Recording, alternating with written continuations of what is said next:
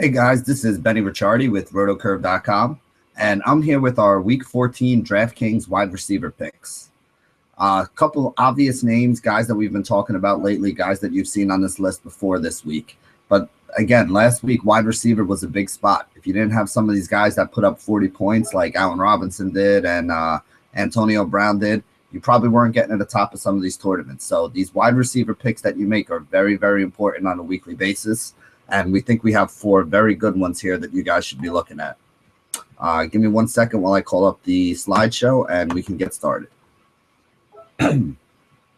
Okay, the 4 guys that we're looking at this week are Antonio Brown at 8,900, Mike Evans at 7,200, Brandon Marshall at 7,600, and Danny Amendola at 5,200. Antonio Brown at 8,900. He's in a high total game against Cincinnati. Now, Cincinnati's defense is pretty solid, so it's not like this is an easy matchup. Brown has been absolutely amazing lately. He has 40-plus fantasy points in 3 of his last 4 games. In the last 4 games, just listen to these numbers. 41 catches, 593 yards, 4 receiving touchdowns, 22 yards rushing, and a punt return touchdown last week. And honestly, I don't know how, but he's not even the top-priced wide receiver that we have on the list this week. Everybody knows that Brown is the favorite target of Ben Roethlisberger. We've seen him put up big games with yards after the catch. We've seen him put up big games catching passes downfield. We've seen him have 10-catch games. We've seen him have 100-yard games. We've seen him have multiple touchdown games. There really isn't anything at the wide receiver position that Antonio Brown can't do for you. That's why he's one of our top wide receivers on the day, even though he's not in the greatest matchup. The next guy we're going to talk about, I really can't say that because Mike Evans actually is in the greatest matchup. According to the cornerback wide receiver charts this week, he's going up against Brandon Browner, who has basically been a good way of printing money all season long. Evans plays in the highest total game at 50.5 points. In the last 5 weeks, he's got 30 catches for 455 yards, meaning that he's averaging about 6 catches for 90 yards a game. He has 77 targets in 6 games since the bye week came, so he is getting double-digit targets at this point. He had one big game where I think he had 17 or 18. That kind of skews that number a little bit. But he's still right around like 10 to 12 targets, probably 8 to 12 targets a game, which is still very respectable and something that we look for out of our wide receivers. He's a top-tier wide receiver versus one of the league's worst pass defenses, and you're getting him at a solid price point. He's towards the bottom of that high end of wide receivers, so I definitely like Mike Evans going up against the New Orleans Saints. We all know the Saints have been giving up tons of points to wide receivers and quarterbacks this year.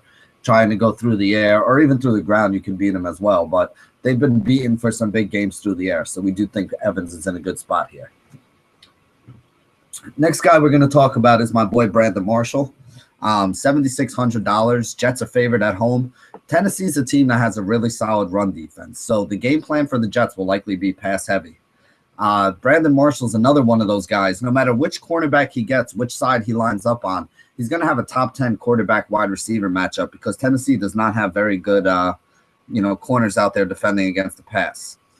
Marshall has back-to-back games where he's had 34 or more fantasy points, and he scored a touchdown in 5 straight games. So this is a guy that can get you 10 catches, get you 100 yards, get you a touchdown. I don't think he has quite the same upside as some of the other guys we mentioned. I think you can get multiple touchdowns this week out of a guy like Brown or a guy like Evans. But I do think Marshall is very safe for, 7 to 10 catches, 75 to 100 and something yards, and does have a good chance for a touchdown. If he gets even the low end of that stuff, that's a 20-point, day for him. If he gets towards the high end of that stuff, that's a 30-point day again, and a really good return for a price of $7,600. The last guy we're going to talk about, I just still think Danny Amendola is way too cheap for the new role that he has in this offense.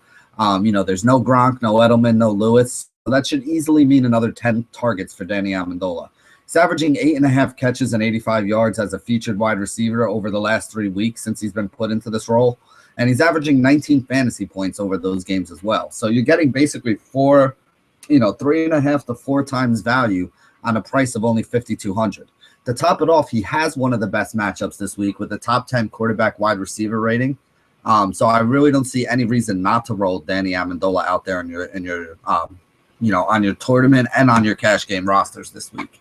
Again, people slept on him last week. Nobody really used him. He was down there in the below $5,000. I think he was at like 4,800, and he went out and put up 20 fantasy points. So his price only raised $400, and I actually think he's in an even better spot this week than he was last week. So Danny Amendola is number 4 on the list. And those 4 guys, I think, are very solid options. We tried to give you some guys at each different price point that you can look at, some of our favorites that stood out at each one of those price point.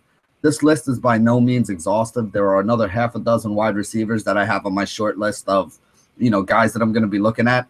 But these are the guys who are on the top of that list right now. So thank you guys for joining us again here over at rotocurve.com. And as always, stay classy, DFS.